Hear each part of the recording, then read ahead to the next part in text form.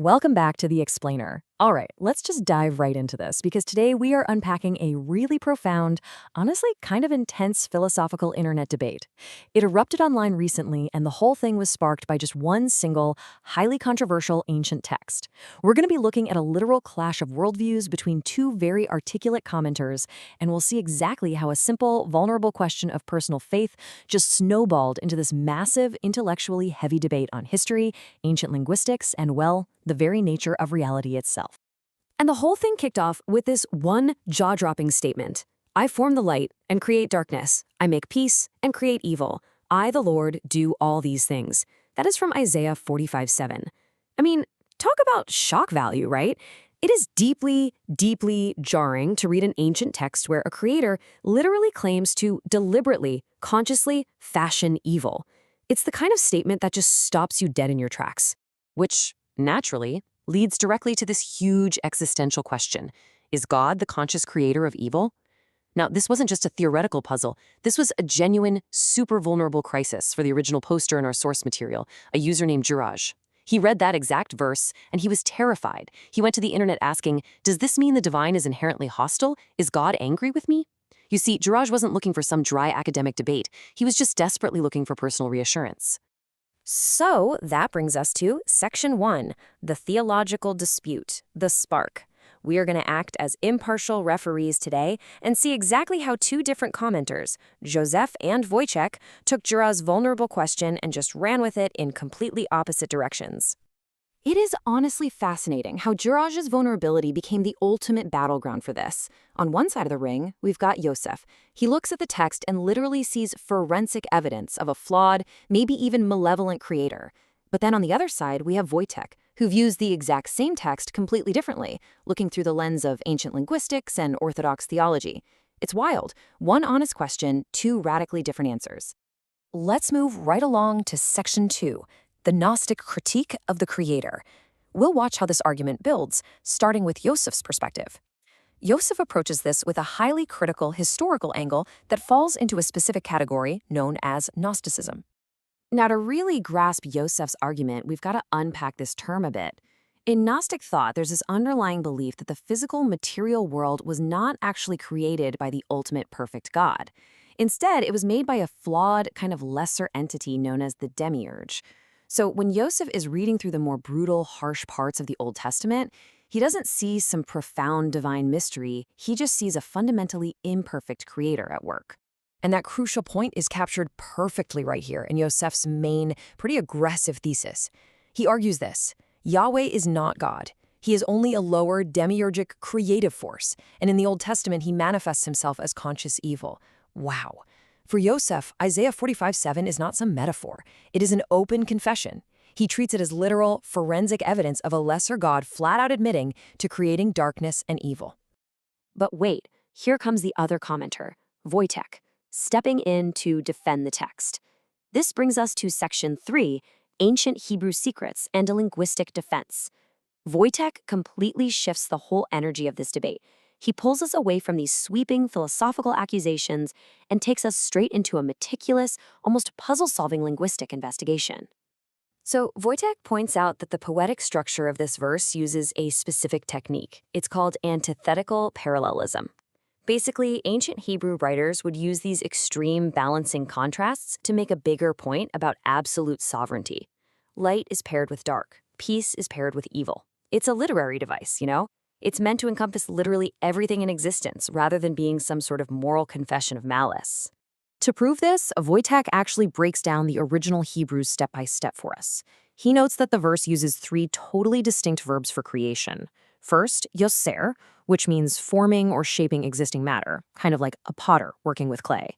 Then there's bore, which is this exclusive theological verb for profound divine creation out of absolute nothingness. And finally, alse, which just means making things in a practical everyday sense. Wojciech's big argument here is that by choosing that majestic word, bore, specifically for darkness, the author is intentionally proving that absolutely nothing, not even the dark, falls outside of God's ultimate supreme control. And guys, this brings us to probably the most critical linguistic pivot in the entire debate, the translation of the Hebrew word ra. See, in modern English, when we hear the word evil, our minds immediately jump to moral evil, right? Sin, malice, bad intentions. But Wojtek explains that the ancient Hebrew word ra is actually placed directly opposite the word shalom, which means peace, prosperity, and wholeness. So, in this specific context, ra doesn't mean God authors sin at all. It actually means physical calamity, war, or disaster. Essentially, God is saying he sends historical judgments, not moral corruption. To really hammer this point home, Wojtek transports us all the way back to the Babylonian exile. The Jewish people at that time were interacting heavily with Persian culture, specifically Zoroastrianism. Now, Zoroastrianism taught this dualistic worldview where you had a good god of light constantly battling an equally powerful evil god of darkness. So, Wojtek argues that Isaiah 45:7 is actually this massive, radical political and theological statement. It's basically the author shouting, hey, there are no two gods fighting it out up there. There is only one entity and he controls the whole shebang, the light, the dark, the peace, and the calamity. But, as you might guess, Joseph is just not buying this linguistic defense. Which pivots our debate perfectly into Section 4, History versus Perfection, where we examine the actual nature of the Bible itself. Is it this flawless divine letter sent from above, or is it a messy, politically driven human diary? Joseph hits back hard with this incredibly punchy phrase, the illusion of holiness. He argues that when modern people hear the word holy, they immediately expect moral perfection. But when Joseph looks at the text, he sees commands for ethnic cleansing, for slavery, for the subjugation of women. He flat out claims that slapping this artificial label of holiness over everything just blinds believers to the gritty, often very dark historical reality of the text. Let's actually map this out impartially, Joseph's critical historical view right up against the idealized view. Where believers see divine inspiration, Joseph just sees human redaction and political propaganda. Take the detailed laws in Leviticus, for example. Joseph argues those weren't holy decrees. They were just rules written by the priestly class to secure their own tithes and get the best cuts of the sacrificial meat. And those historical books, he views them purely as propaganda written during the reign of King Josiah, basically designed to centralize political power in Jerusalem and wipe out rival factions. And Joseph definitely doesn't stop at the Old Testament. He extends this exact same critique to the New Testament, pointing out that the four Gospels contain distinct and, sometimes contradictory accounts of Jesus. He even brings up how modern scholarship proves certain beloved stories, like the famous story of the woman caught in adultery, were actually added to the Gospel of John centuries later. For Joseph, the entire text is just an anatomy of a pious lie, heavily manipulated over time. He basically tells Wojtek that believers suffer from intense cognitive dissonance by ignoring these established scholarly facts. So, how on earth do these two commenters reconcile all of this? Let's move into Section 5, the test of modern faith, where we start to synthesize these completely clashing views. Wojtek's counter-argument to Joseph's harsh historical critique is, honestly, quite profound. He doesn't even try to deny the human messiness of the Bible. Instead, he completely embraces it as a paradox. He argues that just as Orthodox theology views Jesus as being 100% human and 100% divine, the text itself is also 100% human, with all its messy historical baggage, and still 100% divinely inspired. He tells Joseph that faith is inherently filled with difficult paradoxes.